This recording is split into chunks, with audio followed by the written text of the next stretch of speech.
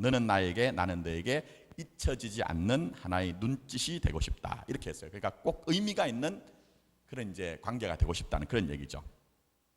자, 여러분 오늘 이 하루 사실 때 내게 이제 눈으로 본 것도 많고 귀로 들은 것도 많고 몸으로 감각한 게 많죠.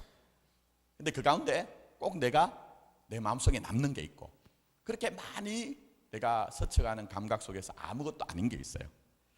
그러니까 이름이란 것이 잘 보시면요, 내가 이름을 부를 때 관심이 가고 내가 이름을 부를 때 애정이 가기 시작해요. 그죠? 그게 우리에게 분명한 이제 현실 아니겠습니까? 그래서 이 이름을 부른다는 것은 관계성이 있다는 것을 얘기합니다. 자, 그런데 보시면은 이게 얼마나 중요하냐면 여러분 예전에 아기들 낳았을 때 한번 생각해 보십시오. 내가 애를 낳았어요. 머시매를 넣든지 이걸 낳았는데 걔 이름을 지어주거든요. 물론 이제 예전에는 많은 경우에 이제 어른들이 지어주는 경우가 많습니다. 어쨌든 애들 이름을 불러주면 그 다음부터는 그 아이가 조금만 크면은 그 아이의 이름을 부르면 어떻게 되죠? 그 녀석들이 와가지고 내 무릎에 앉는단 말입니다. 쪼르르 달려와가지고. 그러니까 무슨 얘기냐면 주변에 많은 사람들이 있고 사물이 있지만 결국은 이 이름이라는 것은 확고한 어떤 관계를 상징하고 표현하는 것입니다. 그게 이제 이름의 뜻이라는 것이에요. 제가 이제 조사를 해보니까 우리나라에서 제일 긴 이름이 있어요. 그게 뭐냐 하면 이제 뭐 이거 개명을 했다고 얘기를 합니다만은 황금독수리 온 세상을 놀라게 하다. 어떤 부모님이 애를 놓고 이렇게 애 이름을 지었던 것 같아요. 저는 그 부모님의 정신 상태가 어떤지 모르지만 황금독수리 온 세상을 놀라게 하다. 그렇게 부를 때 이 황금독수리 같은 애가 나한테 쪼르 달려올 때 그 부모는 얼마나 흡족했을까요? 만족했을까요? 그게 바로 이름 안에 내포되어진 어떤 중요한 의미죠. 자, 그런데 오늘 여기에 보시면은 이제 하나님의 이름에 대해서 우리가 몇 주간 이제 계속 좀 배우려고 하는데요. 이름 속에서는 이제 다시 한번 여러분 잘 생각해 보시면 관계가 있고 그 안에 관계 속에서는 어떤 기대와 소망이 있습니다. 분명하죠, 그죠? 내가 어떤 이름을 지어줄 때는 그 이름 속에서는 사람이든 아니면 어떤 사물이든 이렇게 되었으면 좋겠다 하는 어떤 기대와 소망이 있어요. 근데 문제는 뭐냐 하면은 여러분 하나님이란 이름, 구약 성경에 보면 이제 하나님의 이름을 많이 배워가실 겁니다. 근데 하나님의 이름이 과연 우리가 사람들과의 관계에서 아니면 사물들과의 관계에서 그 이름을 사용하는 그런 기능으로 하나님과의 관계를 맺을 수 있느냐 하는 거예요. 자, 무슨 얘기냐 하면은 제가 저희 집 애들 두 놈이 있습니다. 예를 들면 이제 큰 놈한테 성년아 이렇게 하면은 그 녀석이 오겠죠. 물론 요즘 이제 사춘기가 돼가지고 성년아 불러도 별로 안 와요. 제가 그래서 요즘 마음에 많이 상심을 합니다. 그리고 저는 또 애들한테 뭐 물질적으로 해주는 건 없어도 사랑한다는 말을 자주 하는 것이 아니고 남발을 합니다. 가끔 이제 엘리베이터를 타고 가다가 이제 저희 부자가 있을 때 아주 거한 눈빛으로 사랑을 이제 얘기를 눈으로 보내면서 성년아 이러면은 얘가 막 기겁을 해요. 이제 더 이상 그런 얘기 하지 말라는 거예요. 아빠가 너 사랑하는 마음 알잖아. 그러면 하는 말이 쪽팔린다는 거예요. 근데 여러분 우리가 하나님의 이름을 부를 때 그렇게 쪼로 달려오느냐 하는 거예요. 근데 성경은 그렇지 않습니다. 여러분 대부분의 종교가 가진 가장 밑바닥에 있는 정서가 뭔지 아십니까? 내가 절대자, 내가 신의 이름을 부르면 달려와 줘야 된다는 거예요. 그래서 여러분 아라비안 나이트에 나오는 그 램프의 요정이 이름이 뭐죠? 오늘 우리 집사님이 애기들 둘이 되라는데 걱정이 심해요. 이게 주일학교 수준에 맞춰서 해야 되나 하는데 그냥 할게요. 램프의 요정 이름이 뭐예요? 우리 그렇죠. 지니잖아요. 지니에게 여러분 그 아시죠? 어떻게 합니까? 램프를 막 문지르면은 펑 하고 나오잖아요. 주인님 뭘 해드릴까요? 이렇게 하잖아요. 근데 그게 바로 종교성의 제일 가장 핵심적인 내용이에요. 그래서 사람들이 모두 다 하나님의 이름을 부를 때, 절대자 이름을 부를 때, 어떤 신의 이름을 부를 때는 어디선가 누군가 내게 문제가 생기면 달려와 줘야 된다는 거예요. 이 세상에 있는 모든 종교가 다 그렇습니다. 그런데 성경에 계시된 기독교 하나님은 그렇지 않습니다. 어디선가 누군가 문제가 생기면 달려오는 하나님이 아니라는 것을 우리 얘기를 하고 있어요. 자, 무슨 얘기냐면 우리가 이름을 부를 때 보통 사람들과 사물과의 관계에서 이름을 부름으로 그 사람이 달려오거나 내가 그 이름을 부를 때 내가 사용하고 소유한다는 것이 전혀 하나님에겐 적용되지 않는다는 거예요. 만약 우리가 하나님의 이름을 부르는데 하나님이 당장 우리가 어떤 사람이나 사물과의 관계처럼 그렇게 한다면 결국 다른 말로 표현하면 인생의 주인은 누가 되는 거죠? 나 자신 된 거예요. 나 자신 된 거예요. 근데 기독교 신앙은 계속 창세기부터 요한계시록까지 그렇게 하나님이 이름을 기능하지 않겠다고 우리에게 이미 딱 못 박아놨습니다. 그래서 이제 우리가 좀 봐야 되는데, 그래서 성경은 이렇게 이제 우리가 하나님의 이름을 부르는 것을 배경합니다. 그럼에도 불구하고 성경을 잘 보시면 하나님의 백성들, 자녀들이 하나님께 부르짖고 하나님께 기도하고 간구하면 하나님이 응답을 하십니까? 안 하십니까? 하시잖아요. 그럼 이게 무슨 차이가 있느냐 하는 거예요. 제가 조금 복잡할 수 있지만 얘기를 드릴게요. 그게 뭐냐면은 하나님의 인격성 속에서, 무슨 말인지 아시겠습니까? 하나님의 인격성 속에서 하나님이 당신의 자녀들에게 자비와 긍휼과 인자함을 베푸신다는 것이지, 일반 종교들처럼 우리가 신의 이름을, 절대자 이름을 부르기 때문에 무조건 달려와야 된다는 쪽에서 하나님이 우리가 부르짖거나 기도하거나 간구할 때 응답하시는 게 아니라는 거예요. 그러니까 무슨 얘기냐면 정말 우리가 하나님 앞에 나가서 부르짖고 기도하고 간구하면 결국은 하나님은 누구를 알게 하시죠? 하나님 당신을 더 많이 알게 하신 쪽으로 우리의 기도를 응답하는 쪽에 그렇게 기능을 하신다는 거예요. 좀 복잡한 얘기죠? 자, 그래서 보시면은 이제 이 이름을 배워 나가는데 이제 세상 사람들이 가진 일반적인 종교적인 관념이 아니란 것을 여러분 먼저 인정을 하시고, 자, 그러면 이제 결론을 내려야 됩니다. 먼저 결론을 내릴게요. 자, 그러면 이 성경에 보시면 하나님이 다양한 이름을 주세요. 뭐 여호와, 이제 여호와라는 이름도 주시고 또 엘로힘이라는 이름도 주시고 거기에 자꾸 붙어가지고 이름이 자꾸 이제 확장이 되는 이름을 주십니다. 예를 들면 여러분 잘 아시는 여호와 이레, 여호와 니시, 뭐 이런 이름들이 자꾸 확장이 되거든요. 자, 그러면 이 이름의 뜻이 뭔가? 결론을 먼저 딱 내리겠습니다. 그게 뭐냐 하면은 이 하나님의 이름은 우리가 원래 가지고 있는 어떤 이름에 대한 기대를, 소망을 오히려 무너뜨린 쪽에서 하나님이 이름을 내주세요. 자, 무슨 얘기인지 잘 한번 들어보십시오. 그러니까 하나님의 이름은 세상의 가치관과 철학을 전부 싸우는 이름으로 주신 것이지, 우리가 그동안 가지고 있는 어떤 우리의 기대와 소망을 이루는 쪽에서 하나님이 당신의 이름을 사용하신 적이 한 번도 없다는 거예요. 그게 바로 성경 우리에게 말씀하고 있는 것입니다. 자, 여러분 이름을 한번 보십시오. 이름 속에서는 우리의 기대와 소망이 들어가 있습니다. 자, 예를 들면 내가 내 아이를 짓는데 아이의 이름을 심판이라고 짓는 분 계십니까? 내 아이의 이름을 망할 인간이라고 짓는 분 계세요? 없잖아요, 여러분. 이름은 적어도 우리의 기대와 소망이 그 아이에게 있는 겁니다. 나쁘다는 게 아닙니다. 그게 바로 이름이 가진 어떤 특성을 얘기하는 거예요. 좀 복잡지만, 자, 제가 목사이기 때문에 교회를 짓습니다. 교회를 짓는데 든든히 서는 교회는 있지만 망할 교회라고 짓는 교회 있습니까? 없잖아요. 그러니까 이름이란 것은 전부 다 우리 속에서 발생되어진 어떤 희망, 기대, 소망 이런 것들이 전부 다 응집이 된 게 이름이거든요. 근데 하나님은, 여러분 잘 우리의 인생을 한번 반추해 보십시오. 하나님이 정말 우리가 우리 스스로 가졌던 그 세상적인 욕망대로 하나님이 역사를 하셨던가? 전혀 아니죠, 여러분. 지금쯤이면 여러분들이 이만한 인생의 길을 살아오시고 믿음 생활에 연륜이 쌓이셨으면, 아, 하나님이 당신이 뜻하시는 대로 내 인생을 끌고 오셨구나 하는 것들을 깨달아야 된다는 거예요. 그게 바로 하나님의 이름의 뜻이 여기에 있다는 것입니다. 그래서 이사야는 하나님을 어떤 하나님이라고 하느냐? 숨겨진 하나님, 낯선 하나님, 이렇게 이제 우리에게 표현합니다. 자, 오늘 본문 말씀을 한번 여러분 잘 읽어보십시오. 그냥 한번 보시면 무슨 내용이냐 하면 이제 애굽에서부터 시작됩니다. 근데 내용이 이래요. 야, 너희들이 내가 이 신의 이름을 너희들에게 알려주면 너희들이 내 이름을 불러봐. 그러면 내가 거기에 너희들에게 너무 간절한 그 소원대로 내가 호응을 해줄게. 이렇게 하나님이 말씀을 하시지 않았다는 거예요. 자, 22절 여러분 한번 보십시오. 자, 22절 같이 읽습니다. 시작. 애굽에 내려간 내 조상들이 겨우 70년이었으나 이제는 내 하나님 여호와께서 너를 하늘의 별같이 많게 하셨느니라. 그렇게 얘기하고 있습니다. 자, 이게 무슨 얘기입니까?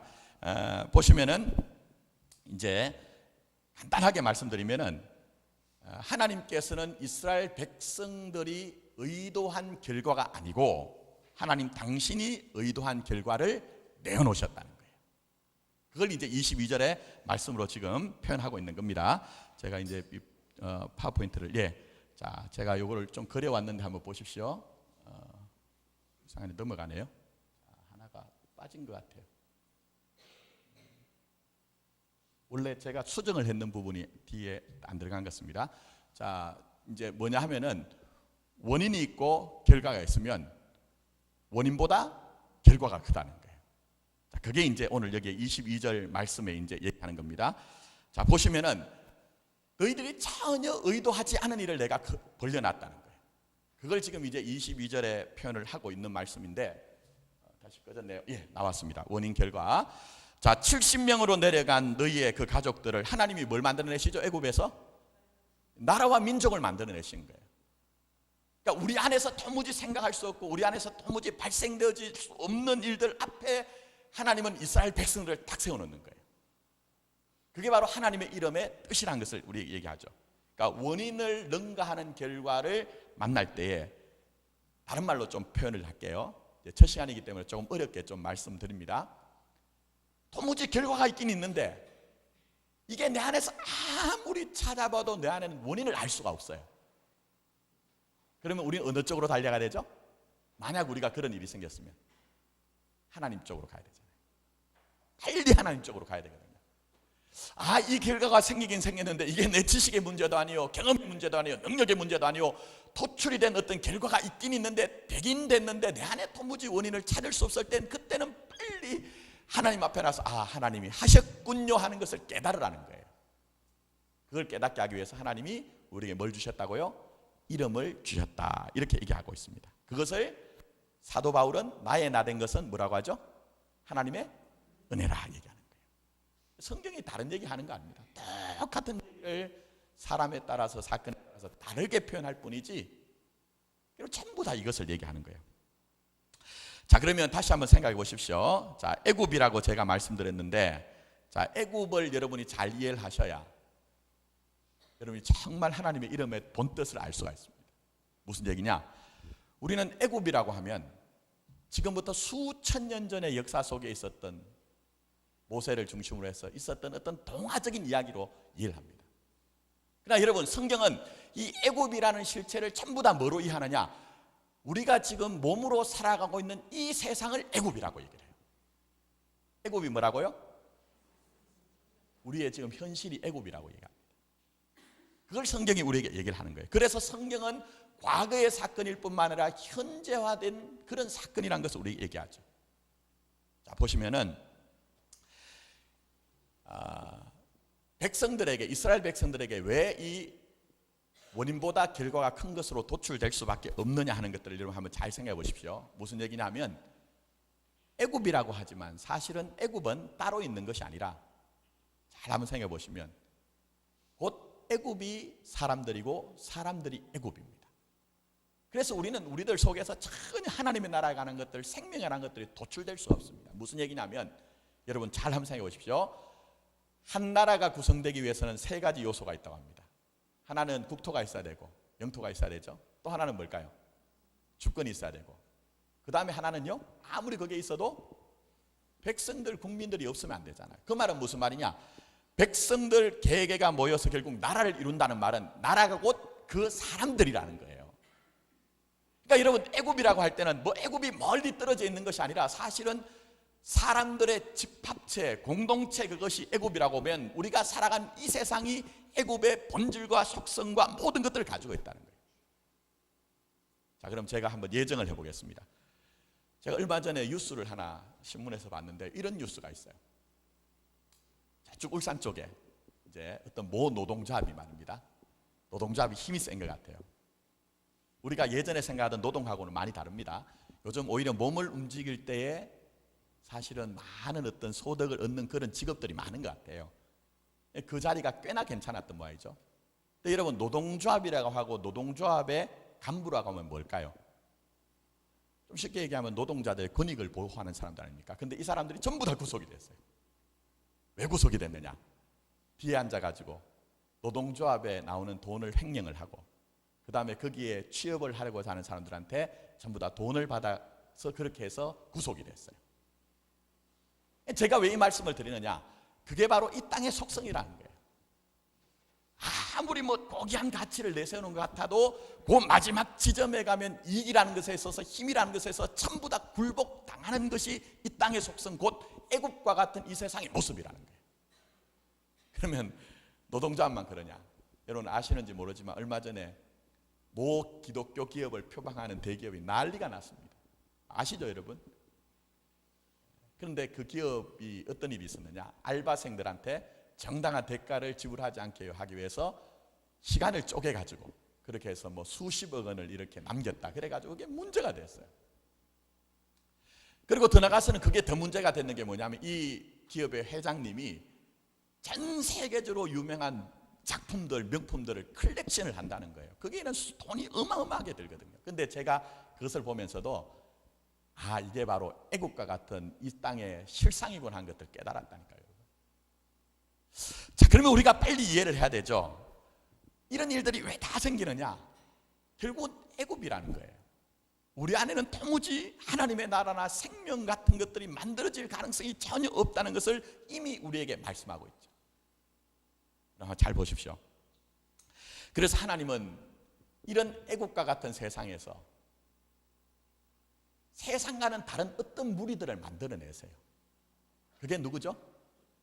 새 이스라엘 교회와 성도들인 것입니다.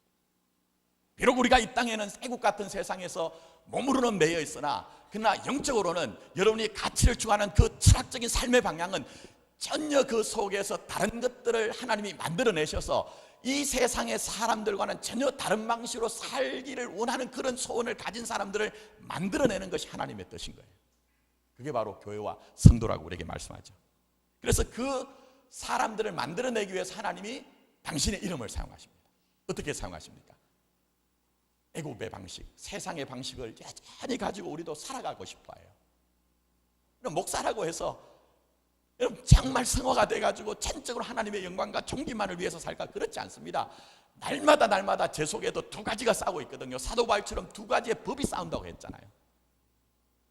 그게 우리의 현실이거든요. 그런데 그 가운데서 그 현실을 알고 하나님의 나라를 소원을 한 자들 만들어내는 방식이 하나님의 이름을 사용하시라는 거예요. 그게 바로 이 세상의 어떤 것들을 추구하지 아니하고 힘들지만 어렵지만 하나님의 나라와 생명을 향해 나가는 자를 만들어내는 것이 하나님이 이름을 사용하시는 방식이라는 거예요. 그래서 앞으로 배우겠지만 우리가 지금까지 알고 있던 하나님의 이름이 어떻게 기동되고 가동되는가 하는 것을 아시면 성도의 인생이 이런 것이구나 하는 것들을 알 수가 있을 거예요. 자, 그래서 한번 보겠습니다. 자, 그래서 요한복음 21장 18절 말씀, 제가 늘 강조하는 말씀이죠. 베드로에게 주님께서 말씀하신, 요한을 보고 저 사람은 쟤는 어떻게 됩니까 했더니 주님께서 하셨던 말씀이죠. 자, 같이 한번 읽습니다. 시작. 내가 진실로 내게 이르노니 내가 젊어서는 스스로 띠띠고 원하는 곳으로 다녔거니와 늙어서는 내 팔을 벌리리니 남이 내게 띠띠우고 원하지 아니하는 곳으로 데려가리라 했습니다. 물론 순교한다는 얘기가 일차적인 얘기지만 더 중요한 얘기 뭐라고 했죠? 주님이 진리의 띠를 띠고 끌고 가는 인생 만들겠다는 거예요. 여러분, 우리는 전부 다 사실은 자기 스스로 다니는 인생, 자기 스스로 원하는 곳으로 가고 싶어하는 것이 우리의 속성입니다. 여러분, 제가 목회를 해보니까 연세가 들었다고 해가지고 그렇지 않다고 오해하시고 착각하시면 안 돼요. 그래서 모든 사람들은 다 어떤 마음을 가지고 있느냐 하면은 청춘을 돌려다오, 그 마음을 가지고 있어요. 가능만 하다면 내가 바닥을 치면서 청춘을 돌려다오, 내가 원하는 곳으로 내가 가고 싶어하는 것이 모든 인생의 실체입니다. 그런데 하나님이 당신의 이름을 그 사람 안에 쑥 집어넣으심으로 말미암아 결국은 내가 나 스스로 가는 인생이 아니라 절대적인 타자이신 주님이 우리를 끌고 가는 자리로 만들어내는 것이 어디입니까? 교회와 성도의 자리라는 거예요. 그게 바로 진짜 신앙이라는 거예요. 그래서 띠띠고 원치 않는 길로 간다, 그렇게 얘기하는 게 이게 성도들의 고백이 돼야 됩니다. 그리고 이게 우리의 인생이 돼야 되고 이게 바로 우리의 그런 이제 교회의 모습인 것이죠. 자, 그러면 잘 한번 생각해 보십시오. 오히려 세상 사람들은 자기 스스로 살 수 있는 인생입니다. 얼마든지 자립과 자존과 자치를 하면서 자기 행복을 자기 스스로 만들어낼 수 있는 자들이 누구라고요? 세상 사람들이에요. 그런데 교회와 성도는 어떻습니까? 하나님이 그 이름을 그 사람 안에 넣으심으로 말미암아 내가 그동안 가지고 있던 철학들, 내가 가지고 있던 모든 삶의 방향성, 그게 전부 다 자립하고 자존하고 자치하면서 내 행복을 내가 구가하자고 하고 구축하자는 것 아닙니까? 근데 그걸 전부 다 박살내버려요. 그러면서 우리의 인생이 결국은 누군가 나에게 간섭하시는 분이 있구나.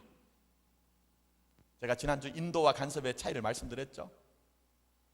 우리는 좀 나긋나긋한 하나님의 인도하심이란 걸 넣기도 하지만 성경은 많은 경우에 인도하심이란 단어보다는 간섭하심이란 단어를 훨씬 많이 사용한다고 말씀드렸죠. 세상의 사람들은 자기가 방향을 정합니다. 그리고 그 길을 자기 힘을 다해서 달려갑니다. 그런데 여러분, 교회와 성도들이 한번 그렇게 해보십시오. 진짜 구원받은 교회와 진짜 구원받은 성도들은 그게 되지 않는다는 것을 압니다. 그러면서 결국은 내 인생은 간섭하시는 분이 있구나 하는 것들을 알게 되는 것이죠. 그럴 때 우리가 어떻게 되죠? 겸손해질 수 있는 거예요. 심지어는 내가 성공하는 일, 내가 참 뭔가를 완성해가지고 나 스스로 영광과 모든 찬송을 끌어당겨서 내 인생이 이런 인생입니다 하고 자랑할 수 있을 만한 자리에서도 자꾸 하나님이 그것조차 간섭을 하시니 하나님, 내가 다른 사람들을 바라보니까 나 정도 지식 가지고 있고 나 정도 능력 가지고 있고 나 정도 경륜을 가지고 있는데 그 사람들은 실패한데 나는 이렇게 성공한 것이 전부 다 내 능력 아니었군요 하는 것들이 알게 되더라는 거예요. 그래서 교회와 신자는 어떻게 되죠? 그 순간에 겸손하고 그 순간에 기도할 수밖에 없는 이유가 거기에 있는 거예요. 여러분. 떠나서 여러분, 좀 오늘 새 첫 성경 공부 시간인데 좀 어려운 얘기 하자면, 여러분 실패하고 또 낙심할 만한 일이 있고 깨어진 일이 있을 때 그것조차도 누가 만들어내신 일이죠? 하나님이 만들어내신 일이에요. 저도 목사로서 그래요. 제가 부교육자부터 지금까지 이제 담임 목사 하다가 저희 교회에 부임했지만 제가 한 번도 경험하지 못한 일들을 저희 교회 2년 동안, 지난 20년 동안 압축해서 있었던 일들을 경험하면서 제가 하나님한테 의문을 어느 날 제기했어요. 새벽 기도 시간에. 하나님, 제가 꿈꾸고 있는 목회는 이것인데요, 제가 만들어내고자 하는 교회는 이런 모습인데요, 근데 왜 이렇게 깨어지게 하시는 것이죠? 근데 하나님이 왜 그런지는 말씀하시지 않으세요. 그 일조차도 누가 했다고 말씀하실까요? 내가 했다고 말씀하시는 거예요. 그 일조차도 내가 했다고 말씀하고 있는 거예요. 그 일조차도 우리가 전부 이해할 수 없지만 나의 경륜이다, 나의 계획이다, 나의 판단이라고 말씀하세요. 그러면서 우리에게 깨어진 것, 실패한 것, 낭망한 것, 그거 버리지 말라고 말씀하세요. 그거 버리면 안 된다고 말씀하세요. 그래서 하나님은 우리가 맨질맨질해진 상태로 하나님 앞에 나가는 것이 아니고 깨어진 모습으로 나오라고 말씀하세요. 그럴 때 하나님이 그 깨어짐 속에서도 여전히 믿음 하나 붙들고 살 때에 착하고 충성된 종이라고 말씀하시는 거예요. 여러분, 오해하지 말 것은 교회와 성도가 뭔가 업적을 잘 만들어내었기 때문에 하나님이 우리를 착하고 충성된 종이라고 하지 않습니다. 여러분, 절대로 성경은 그렇게 얘기하잖아요. 세상의 사람들은 전부 다 번쩍번쩍 하는 것을 가지고 자기 인생 나 여기 있습니다 할 때, 우리는 작은 가슴을 가지고 깨어져 있지만 때로는 낭망하고 절망할 만한 자리지만 하나님, 내 인생 이것밖에 없어요, 그러나 나는 주님 주신 믿음으로 살았어요 라고 할 때 우리 주님은 그것을 착하고 충성된 종이라고 말씀을 하시는 것입니다. 그래서 결국 만들어내시는 게 뭡니까? 오늘 말씀에 다 나옵니다. 여러분, 자, 그게 뭐냐 하면은, 자, 한번 같이 읽겠습니다. 신명기 8장 2절 시작. 내 하나님 여호와께서 이 40년 동안에 내게 광야길을 걷게 하신 것을 기억하라. 이는 너를 낮추시며 너를 어떻게 해요? 시험하사 내 마음이 어떠한지 그 명령을 지키는지 지키지 않는지 알려 하심이라 했어요. 그래서 교회와 성도들에게 시험이 더 많은 거예요. 아니 예수 믿지 않는 옆집 사람들 보니까 아무 문제가 없는 것 같아요. 날마다 담벼락을 건너서 오는 소리가 하하호호 하면서 웃는 그런 소리가 들리는데 왜 교회와 성도들에게는 오히려 시험이 더 많은가 하는 거예요. 하나님 우리에게 마음을 알려 하심이라 합니다. 근데 궁극적인 목적이 이미 우리가 읽었던 신명기 말씀에 나옵니다. 자, 한번 첫 번째 말씀으로 가겠습니다. 첫 번째. 자, 한번 보겠습니다. 자, 거기 보시면 20절 말씀 띄어넣어서 21절 붉은 글씨로 되어 있죠. 자, 그는 내 뭐라고 했죠? 찬송이시오. 그 다음에 내 하나님이시라 했습니다. 사람들은 전부 다 자기가 자기에게 찬송이 되고 싶어 합니다. 여러분 그게 우리의 실상 아닙니까? 제가 사실 솔직하게 말씀드리자면 목사도 다 똑같아요, 여러분. 제가 예전에 제 친구하고 같이 어디 강사로 갔는데 지금 제주도에 있는 친구입니다. 그 친구는 정말 재능이 많아요. 재능이 너무너무 많고 말씀도 얼마나 재밌게 하는지. 저는 근데 좀 딱딱하잖아요. 찬양 인도를 하는데 제가 이제 집회 1시간 하기 전에 이제 찬양 인도를 경배와 찬양을 하고 이제 내려왔습니다. 그 다음에 이제 점심 먹고 난 후에 이제 청소년들 집회인데 제가 인도하니까 잘 안 돼요. 막 애들이 막 머리도 끌고 막 옆에 친구들하고 얘기도 하고 이러는데 점심이 딱 끝나고 난 후에 그 친구가 이제 기타를 딱 재고 올라갔는데 얼마나 재밌는지 제가 듣는 저도 너무 재밌는 거예요. 그리고 애들이 막 집중을 하는 거예요. 근데 그 순간 제 속에 뭐가 툭 튀어 올라온지 아세요? 막 그 부러움이 막 생기는 거예요. 그건 무슨 얘기냐면 우리는 우리 자신이 전부 다 우리에게 찬송이 되기를 원해요. 근데 여러분 한번 보십시오. 하나님이 당신의 이름을 우리에게 쑥 집어넣으심으로 말미암아 우리가 가진 모든 것들을 부순다고 얘기했잖아요. 그러면서 그 길을 달려가는 것이 시험의 과정인데 그 모든 과정을 통해서 만들어내신 게 뭡니까? 그는 내 찬송이시오. 하나님만을 찬송하는 사람을 만들어내겠다는 거예요. 여러분 그게 그러면은 우리 인생에 있는 연단이 보이실 거예요. 우리가 신음하고 있는 모든 과정들이 다 보이실 거예요. 그게 바로 요한복음 15장에 보시면 열매 맺지 못하는 가지를 어떻게 하신다고요? 잘라내시고 예수라는 열매만 남겨둬서 하나님께 영광이 되게 하려는 하나님의 뜻이 여기 있는 거예요. 여러분 그래서 때때로 시험 당하실 때, 연단 당하실 때 아픔을 느끼시는 것은 당연합니다. 생명이기 때문에. 그러나 그 아픔을 뛰어넘어서 우리 인생 자체가 하나님께 영광이 되게 하려는, 찬송이 되게 하려는 하나님의 뜻을 알고 오히려 감사할 수 있는 그런 여러분이 되기를 원합니다. 자, 그 다음에는 내 하나님이시라 했습니다. 여러분 당연히 교회 나오는 사람들 다 하나님을 인정하는 것 아닙니까? 하지만 아닙니다, 여러분. 아니에요. 목회를 하다 보니까 많은 사람들이 입술로는 하나님, 예수님 하지만 사실은 자기 인생에 자기가 절대자가 되려고 해요. 자기가 절대자가 되려고 해요. 여러분 아담 한번 보십시오. 아담의 죄가 뭡니까? 불순종한 거 아닙니까? 근데 그 불순종의 내용이 뭡니까? 하나님과 같이 아닙니까? 내가 하나님처럼 하고 싶다는 거예요. 근데 세상 사람들은 전부 다 그렇게 살아도 별 문제 없습니다, 여러분. 별 문제 없어요, 정말 여러분. 그런데 하나님의 택한 교회와 성도들은 자기가 자기에게 절대자 노력을 할 때 그때 하나님의 이름으로 개입을 하시더라고요. 그러면서 그렇게 살면 안 돼, 제어도 하시고 억울도 하시면서 결국은 하나님만을 하나님으로 인정하고 무릎을 꿇게 하시라는 거예요, 여러분. 그게 바로 하나님의 이름의 뜻이라는 것입니다. 근데 잘 보시면 오늘 말씀 보시면 자, 여기 빨간 글씨로 되어 있죠. 하나님이 하나님의 이름으로 하신 일이 뭐죠? 크고 두려운 일입니다. 신앙생활 하시면서 하나님 정말 두려워하세요? 우리는 놀라는 일은 많이 만납니다. 놀라는 일들요. 여러분 제일 놀라운 일이 뭘까요? 제일 놀라운 일이. 제가 전에 어떤 이제 분한테 물었어요. 그 생활하시다가 제일 놀라운 일을 만난다면 어떤 일이 있을까요? 하니까 그분이 좀 어려우셨던 것 같아요. 목사님 저는요 로또가 좀 됐으면 좋겠어요. 놀라운 일이래요. 놀라운 일. 제가 언젠가 한 말씀 드렸죠. 로또를 하는 이유가 뭡니까? 이러니까 그거 다 성경에 나오는 일이에요.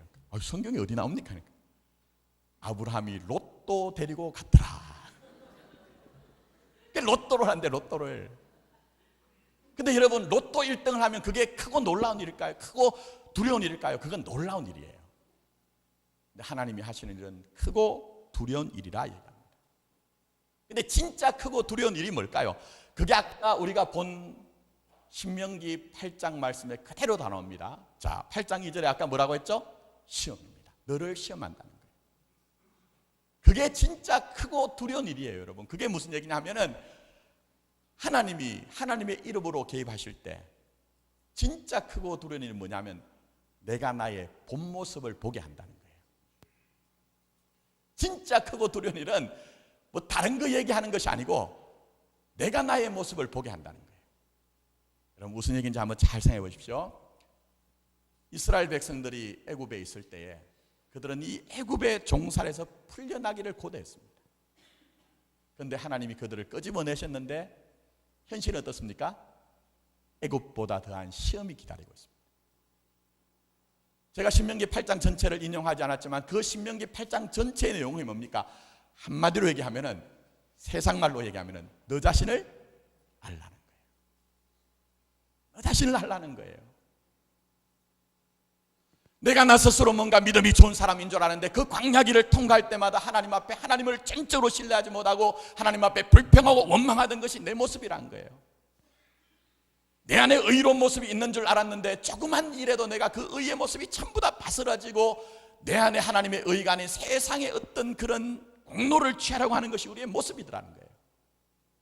하나님의 나라는 의와 평강과 희락이라고 했는데 우리 안에는 전혀 하나님이 원하시는 의는 하나도 없고 평강과 희락이라고 했는데 작은 그 바람에 있는 그 잎새 소리 하나에도 너무나 쪼그라든 우리의 모습이다라는 거예요, 여러분.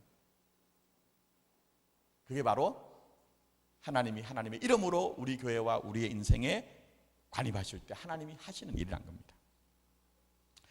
근데 결국 이러한 일들을 통해서 우리에게 뭘 만들어내십니까? 그게 중요한 것이죠. 그것은 좀 쉽게 말씀드리면 아까 우리가 요한복음 21장에 이미 본 것처럼 내 마음 편한 대로 살지 못하게 하신다는 거예요. 내 마음 편한 대로 살지 못하게 하신다는 거예요. 내 마음 편한 대로 사는 것이 아니라 하나님의 의도와 계획을 그래도 생각을 하면서, 물론 내 능력으로 되는 것은 아닙니다만 그럼에도 불구하고 하나님과 그의 이름에 합당한 자로 살아가도록 그렇게 애쓰는 삶을 하나님이 만들어내시는 것이 바로 하나님의 계획이라는 것입니다. 그래서 여러분 보십시오. 오히려 하나님의 이름으로 개입할 때 사실은 보시면은 이스라엘 백성들이 피곤합니다. 그거 맞죠, 그죠? 여러분 이제 하나하나 살펴보겠지만 하나님의 이름이 없으면 오히려 더 편해요, 세상 사람들처럼. 근데 하나님의 이름이 등장하는 순간순간은 무슨 얘기입니까? 네 마음대로 살지 못한다는 거예요. 여러분 보십시오. 아브라함이 만났던 하나님의 이름이 뭐죠? 여호와 뭐죠? 이레 아닙니까? 여호와 이레. 여호와 이레의 하나님의 이름의 뜻은 뭐죠? 하나님이 예비하셨다, 준비하셨다. 근데 여러분, 아브라함이 이미 독자 이삭을 바칠 때 하나님이 다 준비하셨으니까 걱정, 근심, 염려 없이 올라갔을까요? 아니잖아요. 정말 그 여호와 이레 하나님을 만나기 위해서 그 가슴 졸임, 아들 이삭이 아버지 재물을 태울 모든 것들은 다 준비가 돼 있는데 재물은 어디 있습니까? 라고 할 때 그때 그 무너지는 가슴들. 그런데 하나님이 그 자리로 교회와 성도들을 몰아넣더라는 거예요. 그리고 결정적인 순간에 수풀에 준비한 양을 보여주심으로 아브라함에게 뭘 알게 하셨습니까? 아, 내 인생 내 뜻대로 사는 것 아니구나. 내 원함대로 사는 것 아니구나.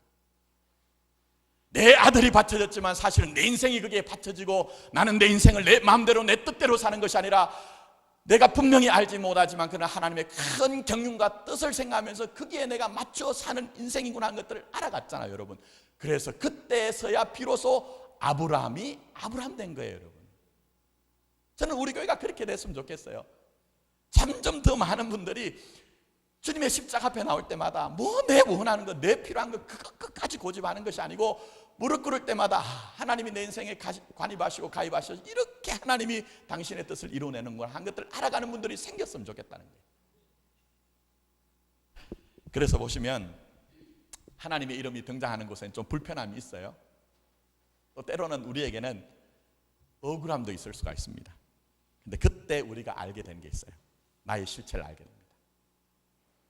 세상 사람들은 인생 살 때 끝까지 내가 내 힘으로 능력으로 살 수 있다고 고집하다가 죽습니다. 그 상태가 뭐죠? 죄에서 나서 죄로 살다가 죄로 인해서 지옥 가는 인생이라는 거예요. 근데 여러분 인생 한번 잘 돌아보십시오. 지금까지 사시면서 50년, 60년 지금까지 사시면서 정말 내가 내 마음먹은 대로 안 되는 그런 삶의 자리가 있었잖아요. 근데 그것 때문에 내가 알게 되는 거예요. 아, 하나님, 내가 나 스스로 사는 인생 아니군요. 그걸 알게 된 것이죠. 그러면서 내가 의로운 사람인 줄 알았는데 가만히 보니까 그런 일들을 통해서 내가 못해서부터 내가 죄인이었습니다. 그러니까 나는 이제는 더 이상 나 자신을 대단한 것으로 여기지 아니하고 주님이 주입하시는 그 정한 마음과 정직한 영을 새롭게 해주시고 날마다 살 때 내가 내 힘의 능력으로 사는 것이 아니라 구원의 감격의 능력으로 살게 해주시오 하는 것이 시편 51편의 다윗의 고백이었잖아요. 그게 다윗의 고백이 아니라 교회와 성도의 고백이 돼야 되는 것입니다. 어떻게 해요? 하나님의 이름이 여러분의 역사할 때 그게 되어진다는 거예요. 그래서 오늘 이 정도로 이제 마무리를 하면서 이제 다음 주제가 시작될 때까지 하나님의 이름을 어느 정도까지 배워나갈지 모르겠습니다. 그러나 분명한 것은 하나님은 내 인생에 또 하나님이 간섭하심으로 누구의 일을 만들어내시죠? 하나님의 일을 만들어내신다. 그걸 하기 위해서 하나님은 당신의 이름으로 우리에게 역사하신다.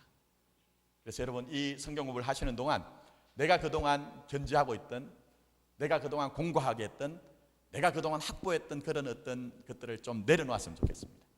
그러면서 오히려 하나님이 우리에게 그 힘의 강력으로 역사하시는 그 이름의 뜻이 무엇인가를 알고 조금씩이라도 하나님의 것들이 부어짐으로 이 성경 공부가 끝나고 난 후에는 우리가 확실하게 현상적으로 변했다기보다는 내 마음의 방향도 변하고 또 내 마음의 또 어떤 상태도 변해서 주님 내가 여기 있사오니, 주님 내가 여기 있사오니 나를 받으시옵소서.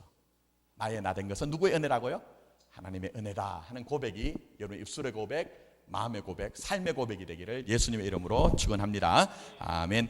우리가 함께 찬양 드리고 좀 오늘 말씀 정리하면서 기도했으면 좋겠습니다. 예수 사랑해요 찬양 여러분 잘 아시죠? 너무 간단한 찬양인데 참 우리가 너무 귀한 찬양이 그렇습니다. 예수 사랑해요. 나주 앞에 엎드려 우리 같이 고백하며 찬양 드리겠습니다.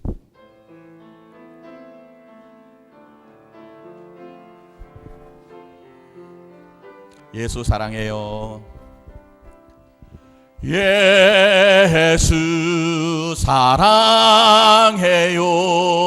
나 주 앞에 엎드려 경배와 찬양 왕께 드리네.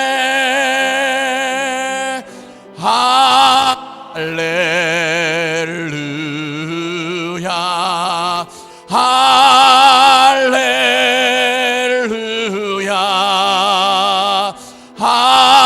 할렐루야 할렐루. 다시 한번 고백하며 예수 사랑해요. 예수 사랑해요. 나 주 앞에 엎드려 경배와 찬양 왕께 드리네. 믿음으로 고백합니다. 할렐루야 할렐루야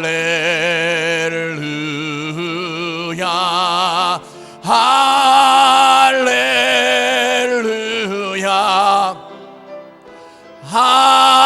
할렐루야